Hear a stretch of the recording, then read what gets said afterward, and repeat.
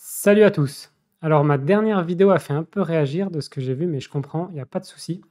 Moi je suis pas là pour dire ce que vous avez envie d'entendre, mais je suis là pour dire ce que je pense. Parce que selon moi, c'est là qu'est la valeur de YouTube. Je donne mon point de vue, comme ça vous en avez un en plus, il a le mérite d'être 100% honnête, et comme ça vous pouvez en bénéficier pour le confronter à d'autres et faire vos propres choix. C'est tout ce que je vous souhaite depuis le début avec cette chaîne. Ces 20 dernières années, j'ai appris à décrypter les news, d'où le nom de la chaîne d'ailleurs. Et j'ai appris que 90% de ce qui était dit dans les news est juste une programmation mentale générale, histoire d'être sûr qu'on soit des bons toutous. Il y en a que très peu qui voient le message derrière les news. Et c'est ce que j'essaie de faire. Vous voyez, dernièrement, c'est comme Macron avec son fameux «je vais emmerder les non-vaccinés». Je peux vous garantir qu'un mec comme ça, avec tous les conseillers qu'il a, dans une interview différée, croyez-moi, c'est calculé. C'est pour faire du bruit. C'est comme la belle blonde que vous regardez pendant qu'un magicien fait son tour, histoire que vous ne regardiez pas ses mains. La vraie question, c'est qu'est-ce qui se passe pendant ce temps et qu'on voit ou qu'on n'entend pratiquement pas. Alors, j'avais pas prévu de faire cette vidéo, mais c'est encore mieux parce que vous allez adorer. En fait, j'ai été contraint et forcé de me reposer pour faire face à une petite grippette passagère. D'ailleurs, faites gaffe à vous, j'ai cru entendre qu'il y en a une qui circule en ce moment. En tout cas, ce petit temps de repos m'a permis de prendre davantage de temps pour répondre à vos questions et ça m'a permis aussi d'échanger quelques commentaires avec 2 âmes égarées que j'ai trouvées sur ma chaîne. Il y en a même une qui sévit encore ici et là sur mes vidéos et qui fait la police pour s'assurer que vous pensiez correctement. Mais haha, tu les auras pas comme ça les guerriers XRP, c'est du solide. Bref, une âme égarée, c'est le genre à qui on a dit de détester XRP, qui essaie de tout son cœur, mais qui clique quand même sur des vidéos qui parlent de XRP histoire de rester informé sur ce qui s'y passe. Et pourquoi il fait ça à votre avis?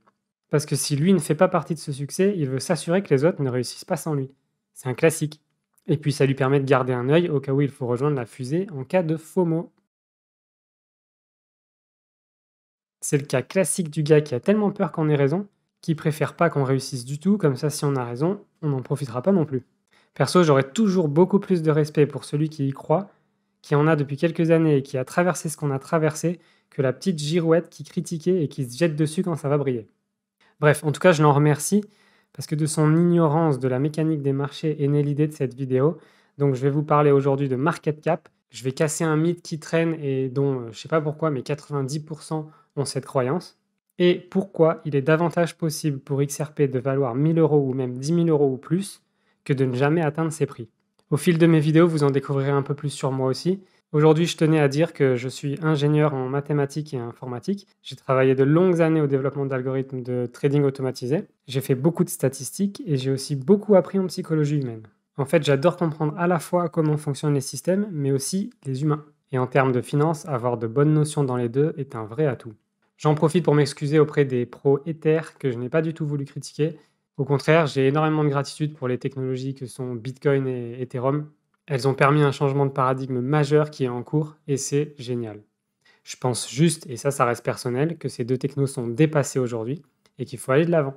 Après, concernant Ether, j'avoue que j'ai jamais eu un super feeling à propos de Vitalik. Je trouve certains de ses comportements très étranges et toute l'ironie et la corruption qu'il y a autour d'Ether ne me plaît pas du tout. Je pense qu'Ether a encore beaucoup de cartes à jouer, mais ça va se faire dans un océan de concurrence. L'ironie de tout ça est surtout entre Ether et XRP. C'est justement aujourd'hui que c'est la SEC qui poursuit XRP. Mais ce qui est marrant, c'est que Ethereum a commencé avec une ICO, ce qui est typiquement défini comme une security, que le prix de l'Ether est clairement corrélé au développement de l'organisation, et qu'aujourd'hui Ether ne remplit même plus son rôle de devise, simple devise. Donc effectivement, pour moi aujourd'hui, Ether fait largement plus partie de ce conglomérat de tricheurs corrompus que XRP. Et qu'est-ce que je veux dire quand il joue même plus le rôle d'une devise?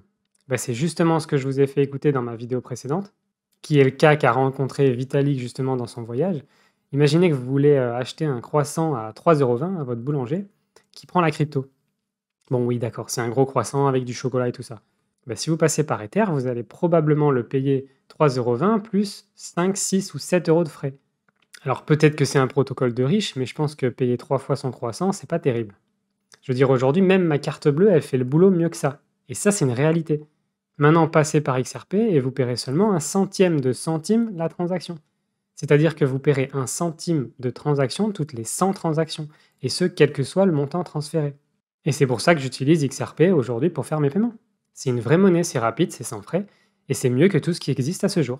Donc XRP est plus une currency, une devise, que n'importe quoi d'autre.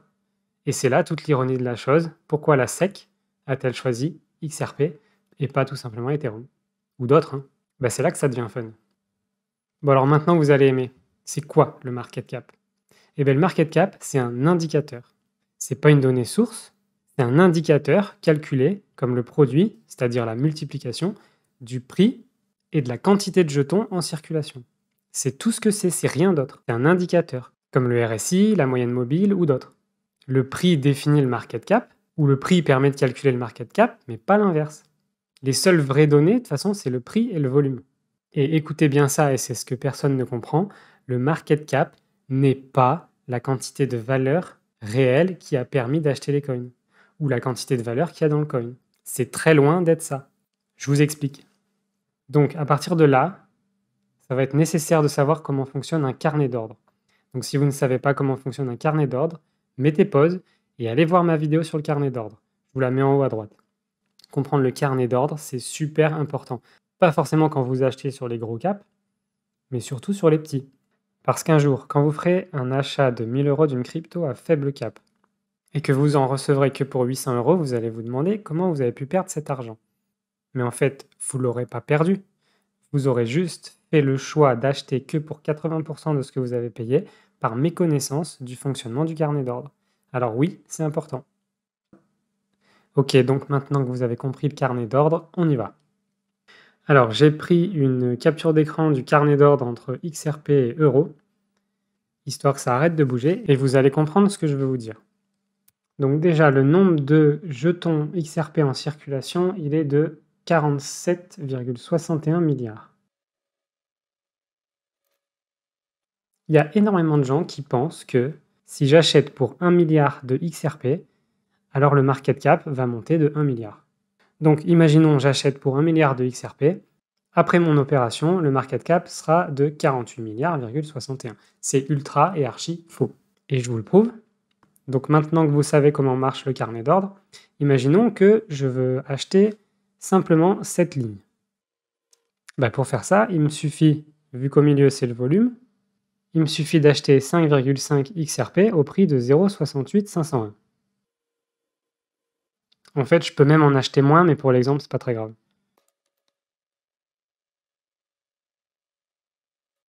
Et ça fait à peu près 3,76 €. OK? Et ce qu'on sait maintenant, c'est qu'après cette opération, le prix va valoir 0,68501. Puisque c'est tout simplement le prix du dernier achat-vente effectué. Donc avant cette opération, le prix valait 0,68485. Après mon opération où j'ai donc injecté 3,76 € dans les XRP, le prix est maintenant de 0,68501. Et alors ça représente quoi au niveau du market cap?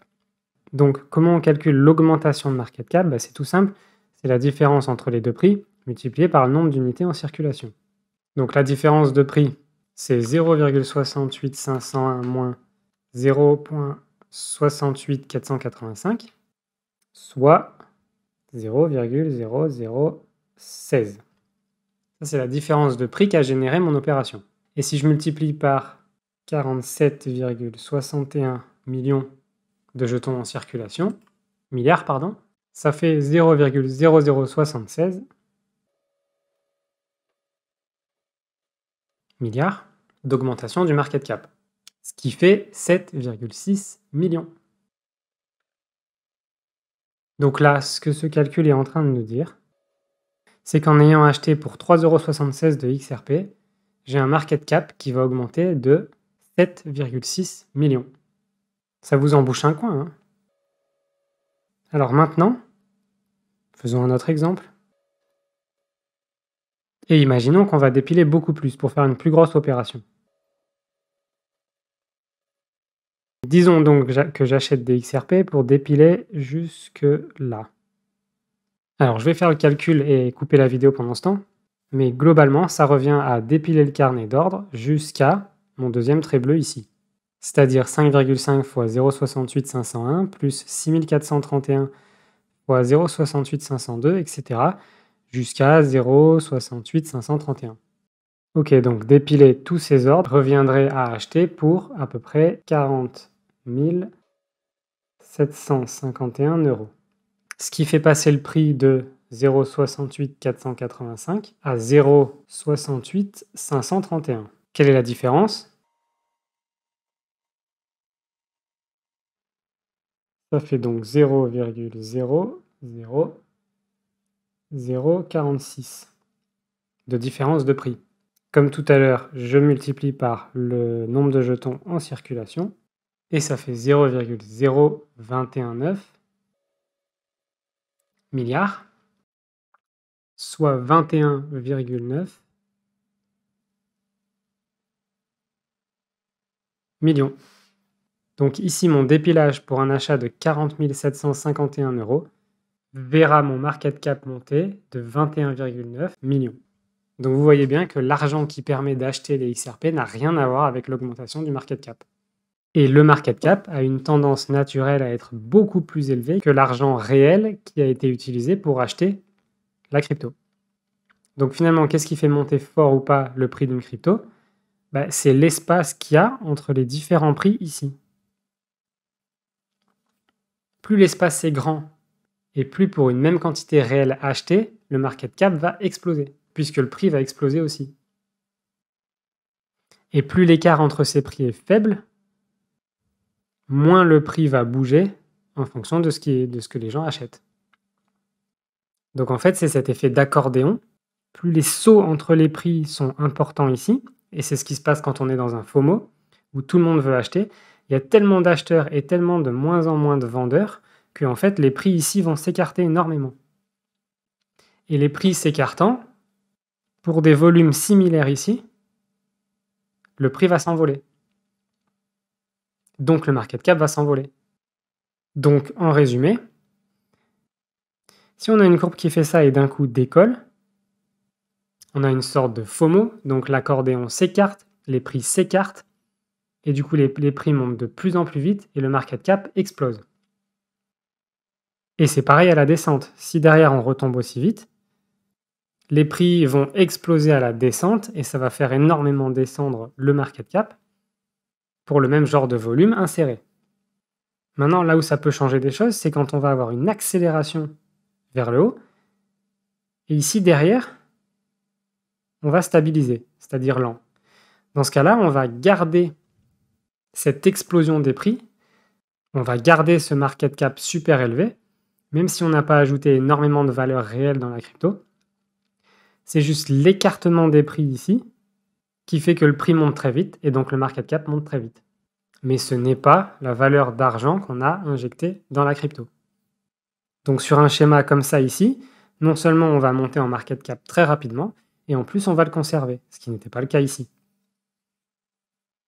Et potentiellement ici, on va avoir fait, j'en sais rien moi, 30 milliards de positifs en market cap. Pour autant, les transactions réelles effectuées ne peuvent représenter que quelques millions. Donc là, pour ceux qui ne savaient pas, je pense que ça commence à faire une donnée intéressante. En conclusion, il suffit d'un gros FOMO pour que le prix explose, sans forcément qu'il y ait énormément de valeur ajoutée à la crypto. Et c'est pour ça qu'on a vu des Doge ou des Shiba exploser. Il n'y a pas 15 milliards de valeur réelle dans le Doge ou le Shiba. C'est juste que la vitesse et l'étirement des prix ont été très importants. Alors quel potentiel de marché pour XRP en particulier? On s'en fout un peu en fait, c'est ça le plus beau. Mais allez, disons pour le jeu, c'est déjà une erreur de calculer ça à l'envers, c'est-à-dire d'essayer de comprendre quel est le marché de XRP pour essayer d'en déduire un market cap et donc un prix, puisque le market cap ne calcule pas le prix, c'est le prix qui calcule le market cap. Mais allez, disons pour le jeu, disons que XRP s'occupe des transferts interbancaires avec Swift, ou encore du cas d'utilisation Nostro-Vostro. Peu importe, les volumes sont absolument gigantesques. Le volume transféré par Swift à l'année serait entre 1,2 et 1,5 quadrillion. Disons qu'un quart seulement transite sur le réseau XRP. On va diviser aussi par 365 en se disant que XRP va réserver une liquidité sur demande d'à peu près 1 jour de transaction par an. Donc si je fais le calcul rapide pour vous, ça fait 821 milliards. Maintenant ça, il faut le diviser par le nombre de jetons en circulation.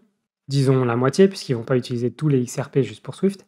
Ce sera sûrement beaucoup moins que ça, mais disons la moitié. Donc je divise 821 milliards par 25 milliards, ce qui fait 32 € par XRP. Mais ça, ce serait si le market cap est égal à la valeur réelle dans le marché. Et maintenant, vous savez que ce n'est pas du tout le cas. Ça voudra dire que le market cap sera énormément plus élevé que ça.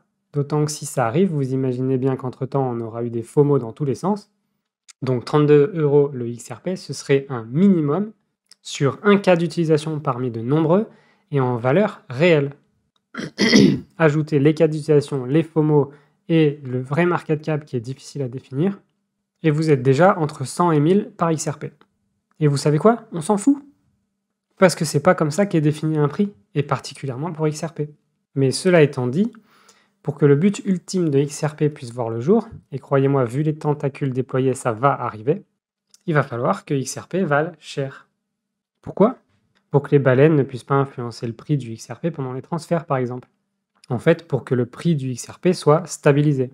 Et ça peut s'obtenir qu'avec un prix élevé. Alors pourquoi le prix est si bas aujourd'hui? Ça c'est une bonne question. Perso, moi je pense que c'est tout manipulé. Mais spéculons un peu.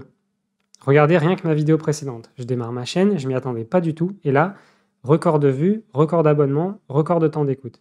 Statistiquement, on commence à être sur des nombres pertinents. Et du coup, je peux dire qu'il y a plus de monde intéressé par XRP que tout ce que j'ai mis avant sur ma chaîne. Et pourtant, le prix du XRP reste bas. Il y a des dizaines de gros youtubeurs qui en parlent aussi, et pourtant le prix ne bouge pas. Pourquoi? Moi je pense que tout simplement ils accumulent, et à chaque descente, ils rachètent les XRP des plus faibles, ceux qui les lâchent. Et alors où est-ce que ça va aller tout ça?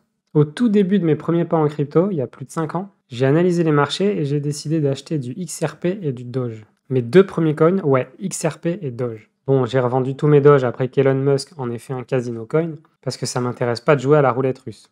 Alors pourquoi Doge, c'est pas le sujet, mais c'était un bon cheval. Et alors pourquoi XRP alors que tout le monde achetait du Bitcoin?